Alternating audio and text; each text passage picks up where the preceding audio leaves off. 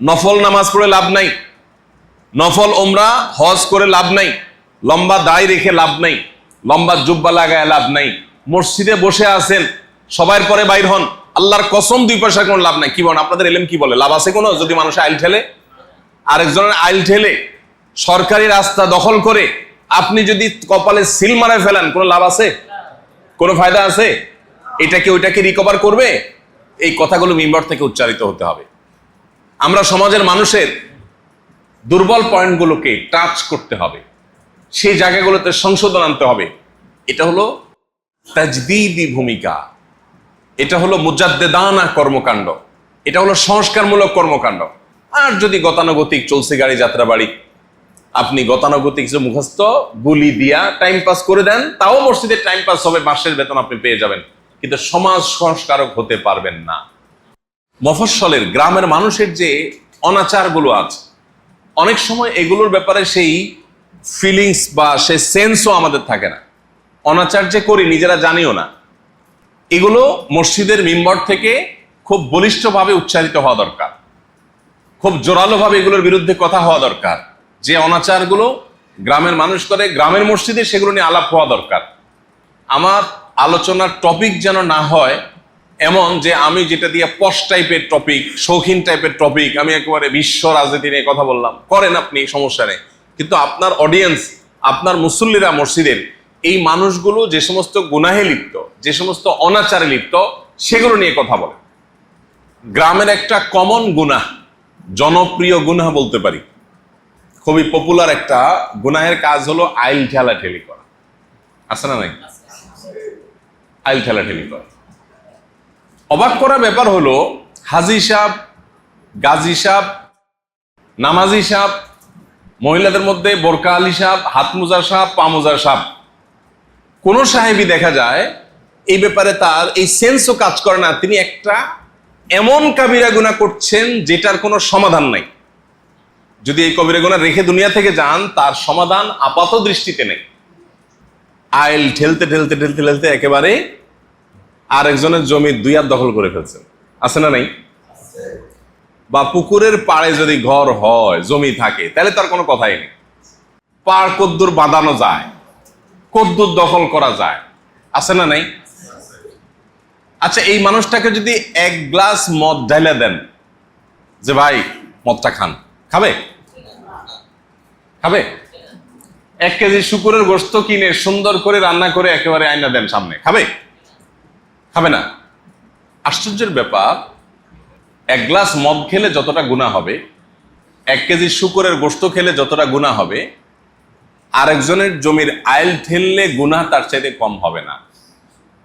বরং এটা হক্কুল ইবাদ, এটা বান্দার হক, এটা অনেক বেশি মোর ডেঞ্জারাস ওই আল্লাহর হক নষ্ট করার চাইতে। মুসনাদ আহমদের এক হাদিসে নবী করিম সাল্লাল্লাহু আলাইহি ওয়াসাল্লাম বলেছেন, আদ-দাওয়াবিনু ইয়াউমাল কিয়ামাতি ইনদাল্লাহি সালাসা, কিয়ামতের ময়দানে আল্লাহর কাছে বান্দার যে মামলাগুলো তোলা হবে সেগুলো 3 প্রকারের। প্রথম শ্রেণী হলো এমন কিছু মামলা যেগুলো শিরকে লিপ্ত হয়েছে, কুফরে লিপ্ত হয়েছে, যেটা মুখরিজ আনিল মিল্লাহ, ইসলাম থেকে বের করে দেওয়ার মতো অপরাধ। তো নবীজি সাল্লাল্লাহু আলাইহি ওয়াসাল্লাম বলেছেন, এগুলো বিনা হিসাবে জাহান্নাম, এগুলোর কোনো শুনানি হবে না। আর দ্বিতীয় যে মামলা আছে সেগুলো হলো আল্লাহবাদী মামলা, মানে আল্লাহর হক নষ্ট করছেন সেরকম অপরাধ। নামাজ পড়েন নাই, শুকরের গোশত খাইছে, মদ পান করছে, এমন কোনো কাজ করছে যেটাতে আল্লাহর হক নষ্ট হয়, সেখানে বান্দার কোনো অধিকার সংশ্লিষ্ট না। এই মামলাগুলো সম্পর্কে নবী করিম সাল্লাল্লাহু আলাইহি সাল্লামের বক্তব্য হলো যে আল্লাহ চাইলে এগুলো মাফ করে দিতে পারেন, আবার চাইলে আল্লাহ শাস্তিও দিতে পারেন। কিন্তু তৃতীয় যে ধরনের মামলা আছে সেগুলো হলো বান্দার হক সংশ্লিষ্ট মামলা। যেমন আপনি আরেকজনের জমির আইল ঠেলেছেন, পুকুর পাড়ে ঘর আছে, সেই সুযোগে বাঁধাই করে আপনি মাশাআল্লাহ করে একেবারে বাঁশ টাস দিয়ে সুন্দর করে সেখানে মাটি ফেলায় গাছ টাছ লাগিয়ে দিচ্ছেন, কেউ বোঝার উপায় নেই, এত সুন্দর করে পাড় দখল করে ফেলাইছে।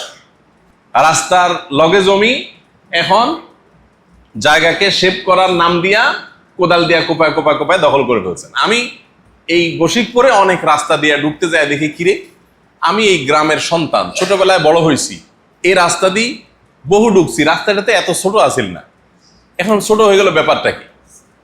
আমার এমনও হয়েছে যে গাড়ি নিয়ে ঢুকছি 2-4 বছর আগে, তখন গাড়ি হনহনায় ঢুকে গেছে, এখন দেখি গাড়ি ঢুকতে চায় না, তাহলে রাস্তা ছোট হয়ে গেল কেন? তখন ভালো করে মনোযোগ দিয়ে তাকালে দেখি যে মাশাআল্লাহ ওইটা সাইড থেকে শেপ করতে করতে করতে রাস্তার এক হাত দখল হয়ে গেছে। যেই সন্তানের জন্য আমি এগুলো করে যাচ্ছি, এরা কেউ দায় নিবে কিয়ামতের দিন? বলবে আল্লাহ আমার বাপ তো আমাদের জন্যই চাইল ছিল, তো আব্বারে ছেড়ে দেন, আমাদেরকে ধরেন, বলবে কেউ? বরং উল্টাটা হবে। আল্লাহ বলেছেন ইয়াউমা ইয়াফিরুল মারউ মিন আখিহি ওয়া উম্মিহি ওয়া আবি।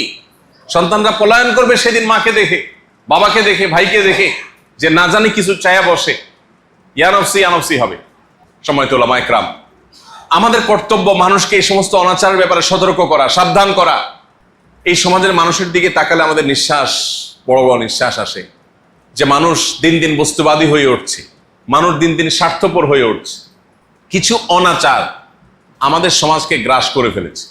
আমরা ছোটবেলায়ও দেখেছি, এই যে দোকানে দোকানে, বাজারে বাজারে যে টেলিভিশন দেখার জন্য মানুষ ভিড় করত, হুমড়ি খেয়ে পড়তো, এবং বিভিন্ন রকমের ফিল্ম, আপনার তখনকার আমলের আলিফ লায়লা, এটা সেটা, টিপু সুলতান, এসব দেখতো মানুষ। আমাদের শৈশবের কথা মনে আছে। এগুলাও দেখে টেকে মানুষ সর্বোচ্চ 9টা-10টার মধ্যে শুয়ে পড়তো। কিন্তু এখন এই বশিরপুর গ্রামের যতগুলো বাড়ি আছে, কোন বাড়িতে মানুষ রাত 9টা-10টা ঘুমায় বলে? এখানে যে কজন আছেন, কজন 9টা-10টা ঘুমান? 11টা 12টা, এটা কোনো ব্যাপার না। আর ফজরের পরে ঘুম, এটা তো আমরা জীবনে কোনোদিন ছোটবেলায় চিন্তাও করিনি। মা চাচিরা ফজরের পরে ঘর দুয়ার ঝাড়ু দেওয়া শুরু হয়ে গেছে, উঠান ঝাড়ু দেওয়া শুরু হয়ে গেছে, আর পুরুষরা কাজে কামে চলে গেছে, পোলাপান পড়ালেখা চলে গেছে, মক্তবে মাদ্রাসা স্কুলে চলে গেছে। আমরা এখানে ওলামা ইকরাম আছি, আমরা নিজেরা কতটা আমল করি আমি জানি না।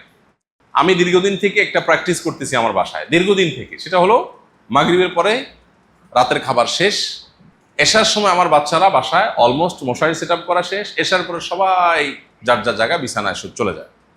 এবং দিনে আর কোনো কাজ করতে পারি আর না পারি, এই সুন্নাহটা আমাদের আয়েশা বলেছেন, কানান নবী সাল্লাল্লাহু আলাইহি ওয়াসাল্লাম ইয়াকরাহুন নাওমা ক্বাবলা আল-ইশা ওয়াল হাদিসা বাদা। নবীজি এশার আগে ঘুমানো আর এশার পরে কথা বলা অপছন্দ করতেন। আমি যে 2 বছর হলো প্রায় মাহফিল ছেড়ে দিছি, 3 বছর হয়ে গেছে প্রায় মাহফিল করি না। যত ভিভিআইপি আবদার আসুক, পারতপক্ষে করি না। এর অনেক কারণের ভিতরে একটা কারণ এটাও, যে মাহফিল করতে হলে রাত 12টা সোয়া লাগে। সুন্নার বাইরে মাহফিল করে মাহফিলে ইসলামের খেদমত হবে না, আমি বিশ্বাস করি না। আমার পকেট ভারী হইতে পারে, ইসলামের খেদমত হবে না। এই জন্য আপনাদের প্রতি উদাত্ত আহ্বান, যে এলাকার মানুষের পালস এবং তাদের প্রয়োজন, এটা অ্যাসেসমেন্ট করে বুঝে তাদেরকে সমাজ সংস্কারমূলক কাজ যদি আপনারা করেন, আমাদের দেশটা সুন্দর হবে। মুসলিম উম্মাহ হিসাবে আমাদের মাথা উঁচু করে দাঁড়াতে পারবো। আমরা মানুষকে ভালো মুসলমানটা বানাতে হলে পোশাকি মুসলমানের চাইতে আচরণগত ভালো মুসলমান বানানোর প্র্যাকটিস আমাদের বেশি করতে হবে। আস-সুন্নাহ ফাউন্ডেশন, উম্মার স্বার্থে সুন্নাহর সাথে।